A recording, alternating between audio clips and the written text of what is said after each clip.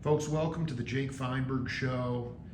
Friday afternoon here in the desert, and I'm joined here by a guy who, decorated author, a guy who just seems to have a lot of content coming out of him, being able to produce. He's clearly not an elder at this point, but the amount of content that he's produced is pretty significant, and it's all related to the human existence and how we can coexist and find our true nature and move away from our habitual nature, which, as a Taoist, that's exactly my mentality, as well as what I believe in. Easier said than done. Decorated author Marquez Price, welcome to the Jake Feinberg Show. Thank you, Jake. Pleasure. You know, it's an honor, man. What is your intention for just, for me, I have a tendency to be, I'm a broadcaster. So, I have these interviews like this, and it's one way of disseminating the information. Then I recognize that not everybody's going to watch the interview, so I've been transcribing a lot of the content, putting it in print form. Eventually that became a book. Wow. So 5 books, actually. Wow. My question for you is, just talk to the audience about your intentions for getting into this field, and just writing in general. I believe it was innate. I believe it's part of a purpose-driven life, fulfillment. As you touched on earlier, to piggyback, the collective human spirit. That's what I strive to delve into. So as a multi-genre author, that's what I seek to do. To get people to think. I want people to be provoked in every manner to create conversation and change in that regard. Can you talk about like an early moment in your life, that any memory that where you realized or you witnessed magic in your life early on, where there was something that went on that you couldn't exactly explain, but it put you in this idea that we are all the same, that we are all connected, and that that magic does exist in this world. We've gotten so far away from that now in this time. It's such a quantized, everything's quantifiable, quote unquote. Anything that's being given off by the media or even analytics, we're just pummeled with knowing. We know everything, which is not the case. And I just wonder if you could talk about when you surrendered to the idea of you must know what you don't know. Interestingly enough, my existential epicenter started at Venice Beach. Talk about it. A trip I went with my family, and my father and I, we always would go to Venice Beach, and we'd walk, the beach, and we'd see the magic that you spoke about, the eclecticism, the oneness is, to paraphrase Bruce Lee, we're all one underneath the sun. That's right, baby. Bruce Lee, baby. Yeah. And just seeing, the magic walk around, it was like a much broader 4th Avenue. If you're familiar here with Tucson, Arizona, the eclecticism that, is brimming in that sphere, but it was even more grand. What were some of the images that you were seeing? I know what you're talking about. It was this, you were awash in humanity. Yes, and also, simultaneously, it was what I remember learning in a course, collective effervescence. It's collective effervescence is, when you're in a stadium and there's jubilation and everybody's cheering. That's what I saw from like a spiritual standpoint, walking on this beach. There were just so many walks of life, and everybody was communicating, and everybody was laughing, everybody was learning. You had carnival barkers, you had peacemakers, hippies, it was just this real hodgepodge, that was just surfers, surfers, everybody hanging out. Even, yeah. I saw a guy put a stool in his mouth and sit someone up on, atop the stool. He had the strongest teeth in mouth and jaws I've ever seen. But, those are the type of things that we saw, and I just never forgot that. We always returned every year. I still go. I'm going in a couple weeks. That's beautiful. Yeah.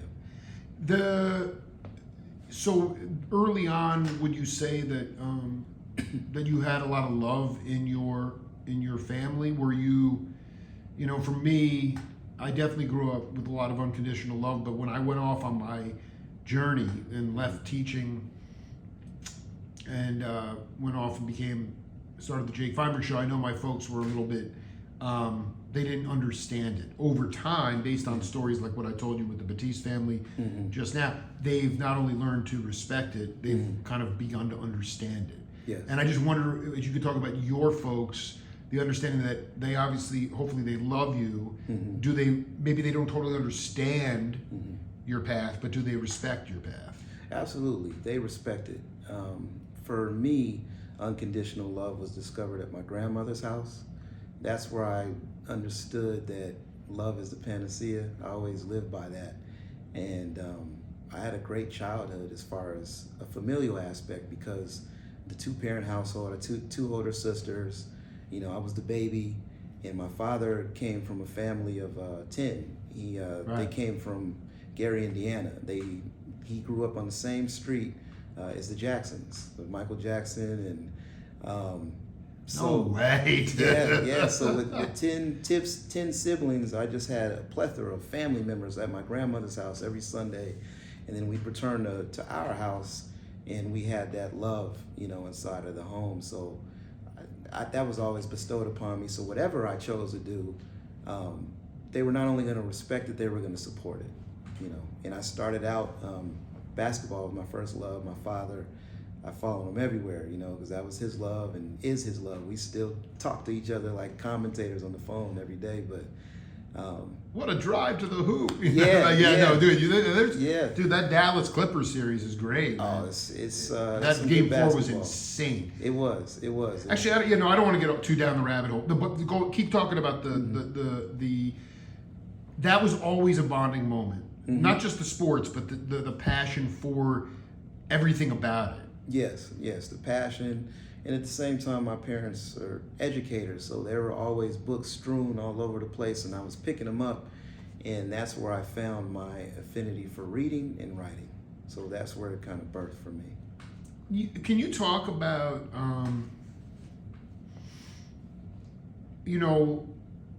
I have this amazing publisher, David Lasotsky, who's, because I am not a writer. Like I speak better than I write. A lot of times I listen back to stuff and I'm like, that's poetry. I'll transcribe what I say, right? How do you work? I mean, how do you learn? How have you learned to get out of your own way to let information come through you? I see myself as a vessel, and I get out of the way. Explain how you've learned how to. It's not easy to do. It's not easy. What are some of the techniques? Is it especially if you are like, because you don't ever want it to turn into a grind or a burden. How do you get yourself into a state of stillness or emptiness to be that vessel? I'm always in that state, because when I'm just walking around, I'm always writing in my head. All right, so you're just an extraterrestrial cat, period. Yeah. I remember they asked Miles Davis one time, they said, how do you create out of this music? He said, I'm creating it right now. I can't get it out of me. I can't get it out of me. It's here, So I identified with that in the sense of I can have a conversation with someone who's super articulate like yourself, and I can take a point, just a sentence, a couple words, and I can create a story from that. So I'm always in my head with it. I live in my head with my writing. What your first book? I mean, can you talk about that subject matter, and then maybe if you can remember like one of those stories that, like Miles was saying, where it was just coming. Was the inspiration for your first book from the idea of just walking around and having information come through you? Yes, analogous to many musicians, I remember Nas one time said his first album, Illmatic, was pretty much his entire life from birth to 20. So your first project always marks that. So my first project, My Train Is On Schedule, that's the title. It pretty much was me saying, hey, the divine timing is now for me to release my work. And a lot of the experiences I had up until that point, at that age, came out in that book. It was a lot of narrative poetry, prose. So I touched a lot of topics that a lot of people could relate to, and it really caught on. Where do you feel like I mean, how many books have you written? 4. So, how do you feel about do you feel like the writing has cumulative results? And what I mean by that, and maybe we're too early on in the process, but a lot of the musicians talk about music having cumulative results, meaning, or in the idea that you do an album, in the early 70s, and it doesn't get marketed the right way, and it's a burning album, right? But it doesn't get a lot of radio play, it just sort of flutters away, and then some freak like me comes along, and it like means so much to me, and it's like healed me so much that we spend like a whole interview talking about that time period. Yes. Or the album gets reissued, by someone, and all of a sudden it re-stimulates everything. And it's not even a money thing. It's just that the divine timing wasn't the right time then. Yes. It was 30 years later. Yes. And I wonder if you have that perspective as it relates to your own creation. Absolutely. Absolutely. The power is in putting it out. As an artist, when you're creating art, it's yours. But as soon as you release it to the public, it no longer belongs to you. So part of that timing, it's out of your control. So it can be an instantaneous, hit, or down the line. It could resonate with someone, like you spoke of, and it can really go places that you never could imagine. But the power is in putting it out. And that's what I get excited about as far as connecting with. Now you can put something out and it can connect with someone in Beijing, you can connect with someone in India and Chicago. That's the excitement, the joy of it, of releasing things to me, because maybe I can help someone. Maybe, someone can get something that I penned. And I always, surrender and say, hey, I'm merely the vessel, and my pen is the instrument. Hey man, I love that philosophy. To me, like I'm a tribal orchestrator. You've seen my clips on, going to live music. Like, yes. It's not about it's not about me. It's about it's about voltage. It's about raising the collective consciousness. Do you still feel in this time that words and books still have the resonance and the impact in a time when there's just so many distractions? Yeah. And I mean, even for me, I mean, it's hard. If I get through 10 pages and I'm focused, that's a win for me. Oh yeah. I'm reading it. So I'm just wondering, you tell me why you have faith that the word is still will still resonate with the human animal. What I do is I shrink it to one person. 10 pages is all I need. Yeah, no, I feel great. I mean, impact someone. And some notes and a highlighter, but I mean, actually not. It's like meditation. It's like where I'm not drifting off, where I'm like, I'm in this. I get, and it feels so gratifying, and it's really hard. Oh yeah, it's really hard. And then just the gratitude for the tools that we have now. You have different ways of putting out books, like audiobooks or ebooks or paperback. So it broadens the range as far as your reach. What has been the most, for my books, I get an update from my publisher every month about the sales, and it'll go to some special unfortunately, we don't get specifics. Like if there's a discounted price, it means it wound up in some sort of library somewhere, and I'm dying to know where the books are. But it's like to know that places maybe in Europe or our music libraries are taking it in. What has been the most cosmic thing, like as far as like hearing from somebody across the world that they read one? What was something that was like, wow, this is cosmic? Yeah, like you said, to see someone in another country, you've gotten feedback. People have written. Yeah. Okay, so talk about one thing. Like I had a guy message me from Accra, Ghana. Yeah. And he talked about how he really enjoyed my works, and I was just like, oh, this isn't real. This is somebody playing around with me on, social media. Holy, the motherland. Yes. Oh, And, I was going to ask you about that. Yeah, and that same guy, he's an artist, and he ended up doing a portrait, a painting for my next book. So, there's just connection is everywhere. Did you ask him how? Did he read it? How did he get to the actual book? Amazon. He ordered it. He has a hard copy of it. Yeah, That is Amazon, man. Yeah. Yeah, no, I mean that's how it works. And so, you know, or just being in the airport, and I met a guy in Portland one time. I met a woman in California who were familiar with me, and they started, you know, quoting some stuff, and I was just like, no, this is surreal. But and I always keep that in check with humility. You know, I always think it's about them. You know, that's why I stay in the gratitude and humility of, wow, this is special. You know, and it motivates me and inspires me to raise the collective consciousness, as he said. That's the aim. Yeah. So beautiful to connect with you. We're just really getting started here, and this because I'm running out of memory on my phone. I want to ask you a final question. Mm-hmm. Do you have you been to the motherland, or if so, do you have an intention to?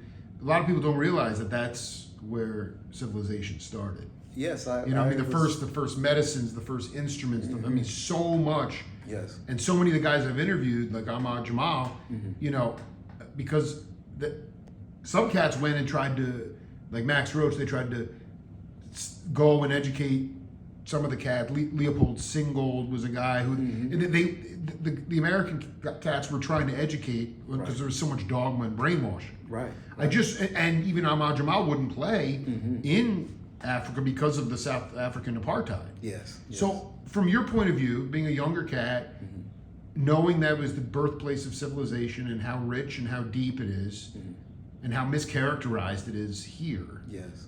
Do you have you been, or do you long to go, or is that? Yes, I went to Egypt in September of 2023, and it was quite the experience. It was a spiritual connection because I remember I have vivid memories of being a child and drawing pyramids on my homework. You know, I just always had this peculiar connection to it, and I always wanted to go.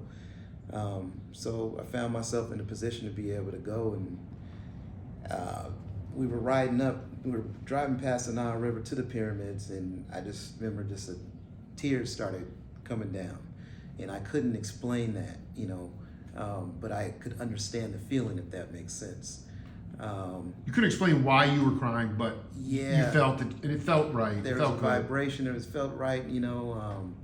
But my girlfriend, my partner, she didn't see me, you know, because I kind of turned away and I'm looking out the window, and I told her later, you know, and she just was like, yeah, I could feel, you know, there was something powerful, a movement, a gravitational pull. And so, yes, I went, and we were there for 9 days. I plan to go back to Accra, Ghana. Absolutely. My friend Shadrach, who did my book cover and the portrait. So, yeah, Africa. And I was steeped in the culture, the heritage of this is who you are, you know, this is what you come from. So I've always had a lot of pride and love when it came to the motherland, you know. Marquez Price, man, I feel like we are completely connected at a soul level, man. I just am so honored to have connected with you, and you know, let's continue to collaborate, man. Absolutely. It's an honor to know you, and likewise, you're playing an important role in this life, man. Thank you. You know, and you're building it for future lifetimes for your children and future generations. So many blessings to you, man. Thank you. To you too. It means the world to me. It's the Jake Feinberg Show, and we will see you later.